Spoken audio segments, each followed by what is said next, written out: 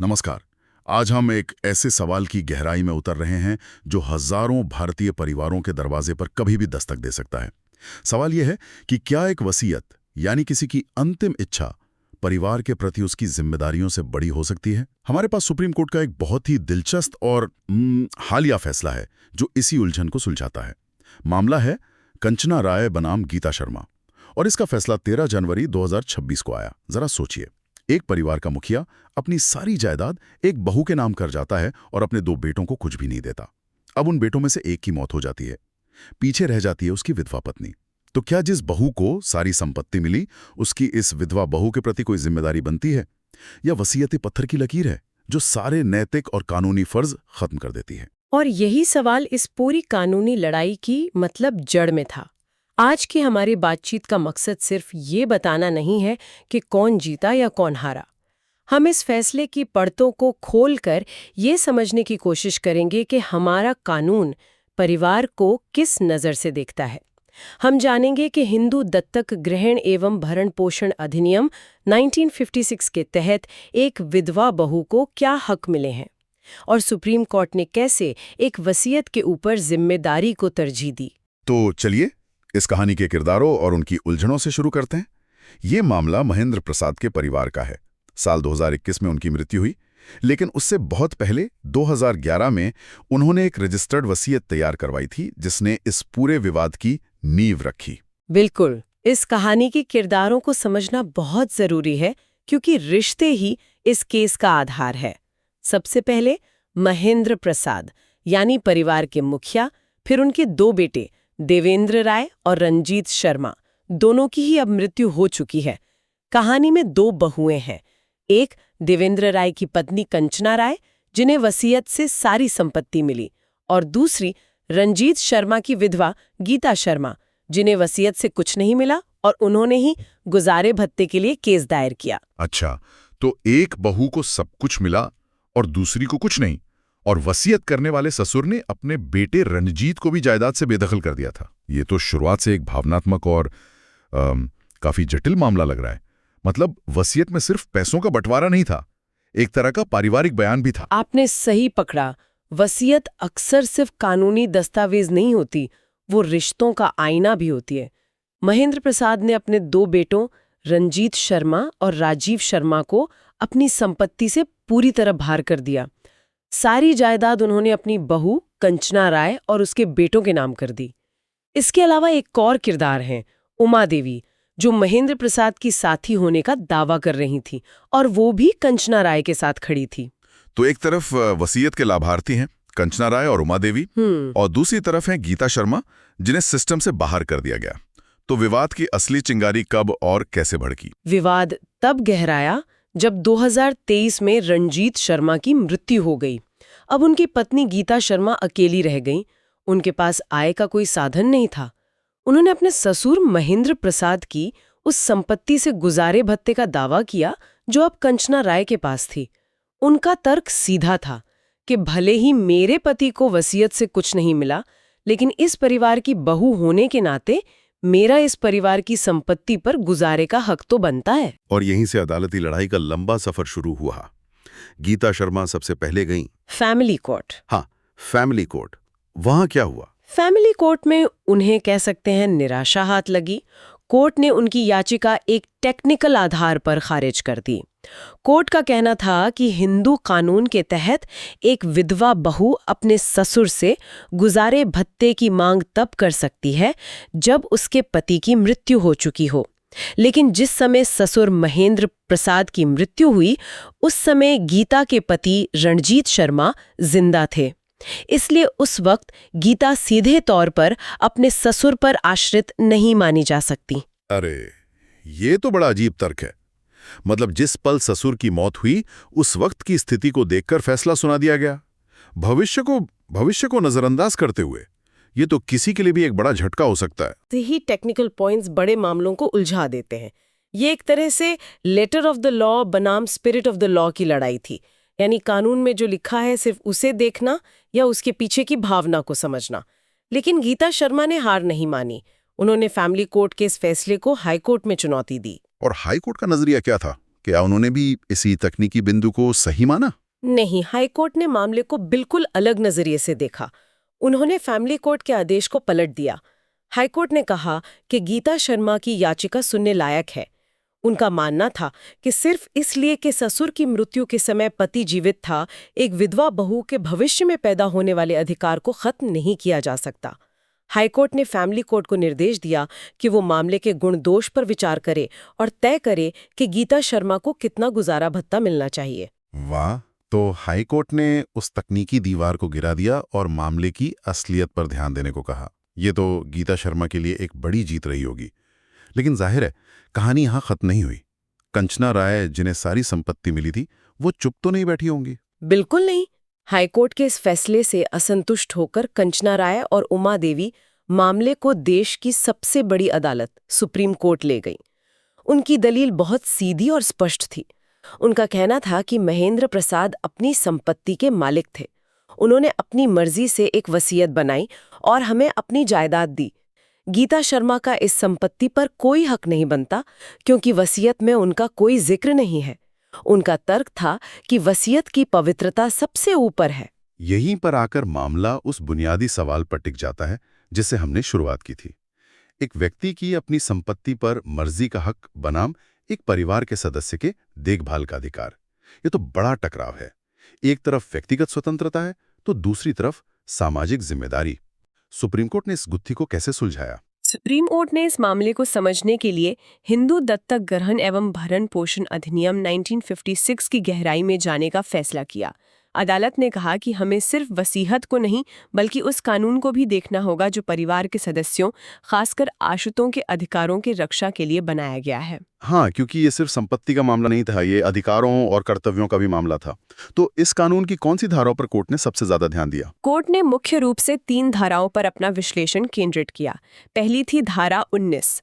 ये धारा साफ तौर पर कहती है कि एक हिंदू पत्नी अपने पति के मृत्यु के बाद अपने ससुर से भरण पोषण यानी मेंटेनेंस पाने की हकदार है, बशर्ते वो अपना गुजारा करने में असमर्थ हो। लेकिन इसमें एक पेच है ना?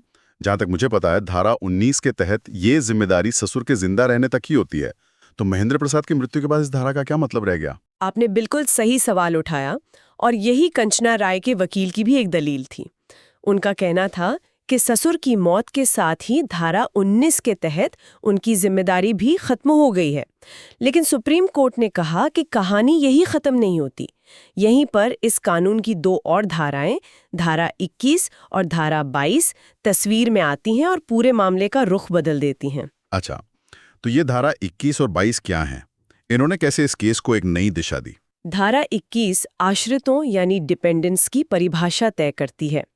यानी वो कौन लोग हैं जो किसी व्यक्ति की मृत्यु के बाद उसकी संपत्ति पर गुजारे के लिए निर्भर माने जाएंगे। इस लिस्ट में माता-पिता, बच्चे और कई अन्य रिश्तेदारों के साथ साथ बेटे की विधवा यानी सन्स विडो भी शामिल है। तो कानून की नज़र में गीता शर्मा एक आश्रित थीं। ठीक है, तो धारा 21 ने ये तो साफ कर दिया कि गीता शर्मा एक आश्रित हैं। लेकिन असली सवाल तो यह है कि उनकी देखभाल करेगा कौन, खासकर जब संपत्ति किसी और को वसीयत में मिल चुकी हो। क्या कानून इस बारे में भी कुछ कहता है? और ये पर धारा 22 इस पूरे केस की सबसे मजबूत कड़ी बनकर सामने आती है। धारा 22 ये कहती है कि जिस भी वारिस को किसी मृतक की संपत्ति मिलती है, चाहे वो वसीयत के जरिए मिले या बिना वसीयत के, उस वारिस का ये कानूनी दायित्व है कि वो उस संपत्ति से मृतक के सभी आश्रितों का भरण पोषण करे। अरे वाह, ये तो बहुत बड़ी बात है। तो इसका मतलब ये हुआ कि जिम्मेदारी संपत्ति के साथ चिपकी रहती है, वो संपत्ति से अलग नहीं हो सकती। ये कुछ ऐसा है कि जब आप कोई पुरानी हवेली खरीदते हैं तो आपको सिर्फ हवेली नहीं मिलती, उसके साथ जुड़े हुए पुराने कर्ज या टैक्स भी चुकाने पड़ते हैं।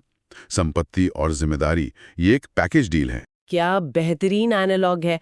आपने कानून की आत्मा को पकड़ लिया। सुप्रीम कोर्ट ने भी ठीक यही तर्क दिया। कोर्ट ने कहा कि एक ससुर का अपनी विधवा बहू की देखभाल करना एक नैतिक और धार्मिक कर्तव्य है। उसकी मृत्यु के बाद ये कर्तव्य खत्म नहीं होता, बल्कि ये एक कानूनी दायित्व में बदल जाता है और उसकी संपत्ति पाने वाले व्यक्ति पर आ जाता है। वसीयत आपको संपत्ति का मालिक तो बना सकती है, लेकिन वो आपको संपत्ति से जुड़े कानूनी दायित्वों से मुक्त नहीं कर सकती। लेकिन यहाँ एक सवाल मेरे मन में आ रहा है। कंचना राय की तरफ से ये दलील दी जा सकती थी कि महेंद्र प्रसाद को अपनी मेहनत की कमाई को किसी को भी देने का पूरा हक था। ये तो उनकी व्यक्तिगत स्वतंत्रता का मामला है। क्या अदालत का फैसला किसी की वसीयत लिखने की आज़ादी में दखलंदाजी नहीं है? ये एक बहुत ही वैध और महत्वपूर्ण सवाल है और इस पर अदालतों में हमेशा बहस होती है। सुप्रीम कोर्ट ने अपने फैसले में इस संतुलन को साधने की कोशिश की है। कोर्ट का कहना है कि वसीयत करने का अधिकार एक महत्वपूर्ण अधिकार है, लेकिन ये असीमित नहीं है। कानून समाज के कमजोर और आश्रित सदस्यों की सुरक्षा को भी उतनी ही अहमियत देता है। आप अपनी आज़ादी का इस्तेमाल करके किसी और को उसके कानूनी अधिकार से वंचित नहीं कर सकते। धारा 22 इसी संतुलन को स्थापित करती है। यह कहती है कि आप अपनी संपत्ति जिसे चाहें दें, लेकिन जिसे भी वो संपत्ति मिलेगी उसे उसके साथ जुड़ी जिम्मेदारियां भी निभानी होंगी। मतलब साफ है, अधिकार और कर्तव्य साथ साथ चलते हैं। तो इन सभी कानूनी दलीलों और विश्लेषण के बाद 13 जनवरी 2026 को सुप्रीम कोर्ट ने अपना अंतिम फैसला क्या सुनाया? सुप्रीम कोर्ट ने हाई कोर्ट के फैसले को बरकरार रखा और कंचना राय की अपील को खारिज कर दिया। अदालत ने साफ कहा कि गीता शर्मा एक आश्रित विधवा बहू होने के नाते अपने ससुर की संपत्ति से गुजारा भत्ता पाने की हकदार है, भले ही वो संपत्ति वसीयत के जरिए किसी और को मिली हो। सुप्रीम कोर्ट ने फैमिली कोर्ट को निर्देश दिया कि वो इस मामले पर बिना किसी देरी के गुण दोष के आधार पर सुनवाई करे और भरण पोषण की राशि तय करे। तो इस पूरी चर्चा से जो निचोड़ निकल रहा है उसे अगर हम कुछ मुख्य बिंदुओं में समझना चाहें तो वो क्या होंगे? ये फैसला हमें क्या बड़े सबक सिखाता है? मुझे लगता है इसके 4 बहुत ही स्पष्ट और महत्वपूर्ण निष्कर्ष हैं। पहला, अधिकार की मजबूत पुष्टि। ये फैसला एक विधवा बहू के इस अधिकार को पूरी तरह से स्थापित करता है कि वो अपने मृतक ससुर की संपत्ति से गुजारे का दावा कर सकती है। ये कोई मेहरबानी नहीं, बल्कि एक कानूनी हक है। और दूसरा, जो शायद सबसे बड़ा निष्कर्ष है, वो वसीयत की सीमाओं से जुड़ा है। बिल्कुल। दूसरा निष्कर्ष है कि वसीयत जिम्मेदारी से बड़ी नहीं है। कोई भी व्यक्ति अपनी वसीयत का इस्तेमाल अपने कानूनी दायित्वों से बचने के लिए नहीं कर सकता। अगर कानून ने किसी को आपका आश्रित माना है, तो आपकी संपत्ति पर उसका हक आपकी वसीयत से ऊपर रहेगा।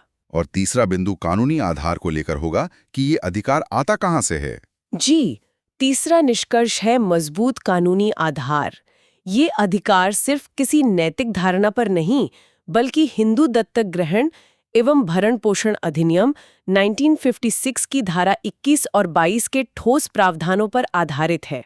और चौथा और आखिरी निष्कर्ष है कर्तव्य का हस्तांतरण। कर्तव्य का हस्तांतरण, इसका मतलब ये कि ससुर का जो नैतिक कर्तव्य था वो अब संपत्ति पाने वाले का कानूनी कर्तव्य बन गया। एग्जैक्टली। ससुर का अपनी विधवा बहू की देखभाल का नैतिक और धार्मिक कर्तव्य उसकी मृत्यु के बाद उसकी संपत्ति पाने वाले वारिसों पर एक बाध्यकारी कानूनी दायित्व बन जाता है। सीधी सी बात है, संपत्ति का उत्तराधिकार दायित्वों के उत्तराधिकार के साथ आता है। ये फैसला यकीनन हिंदू कानून के तहत पारिवारिक जिम्मेदारियों को एक नई और बहुत जरूरी स्पष्टता देता है। यह स्थापित करता है कि विरासत में सिर्फ जायदाद नहीं मिलती, जिम्मेदारियां भी मिलती हैं। यह एक तरह से वसीयत लिखने की आज़ादी और परिवार के प्रति कर्तव्य के बीच एक बहुत ही नाजुक संतुलन बनाता है। ये वास्तव में कानून के उस चेहरे को दिखाता है जो सिर्फ नियमों और धाराओं से नहीं, बल्कि नैतिकता और मानवीय संवेदनाओं से भी चलता है। ये दिखाता है कि कानून केवल स्वामित्व के हस्तांतरण का एक जरिया नहीं है, बल्कि यह सामाजिक और पारिवारिक ताने बाने को बनाए रखने का भी एक साधन है। लेकिन ये फैसला भविष्य के लिए एक बहुत बड़ा और विचार करने लायक सवाल भी खड़ा करता है। वो क्या सवाल है? देखिए, इस कानून ने और इस फैसले ने एक पारंपरिक भारतीय परिवार के ढांचे के भीतर आश्रितों की रक्षा की है, सास ससुर, बहू, बेटा। लेकिन आज के बदलते समय में, जहां परिवार की परिभाषाएं खुद बदल रही हैं, इन सिद्धांतों का क्या होगा? आप लिव इन रिलेशनशिप या ऐसे ही दूसरे गैर पारंपरिक रिश्तों की बात कर रहे हैं? हाँ, और उससे भी आगे उन जटिल पारिवारिक व्यवस्थाओं का क्या, जहां शायद कोई लंबे समय से साथ रह रहा पार्टनर हो या कोई ऐसा सदस्य जिसे अनौपचारिक रूप से परिवार ने पाला पोसा हो, लेकिन वो वारिस या आश्रित की मौजूदा कानूनी परिभाषाओं में शायद फिट ना बैठते हो। क्या कानून का ये सुरक्षा कवच उन तक भी पहुंचेगा? ऐसे रिश्तों में जिम्मेदारियों की सीमाएं कैसे तय होंगी जब रिश्ते खुद कानूनी परिभाषाओं से परे हों? ये एक ऐसा सवाल है जिसका जवाब भविष्य के समाज और कानून को मिलकर खोजना होगा। सोचने वाली बात है।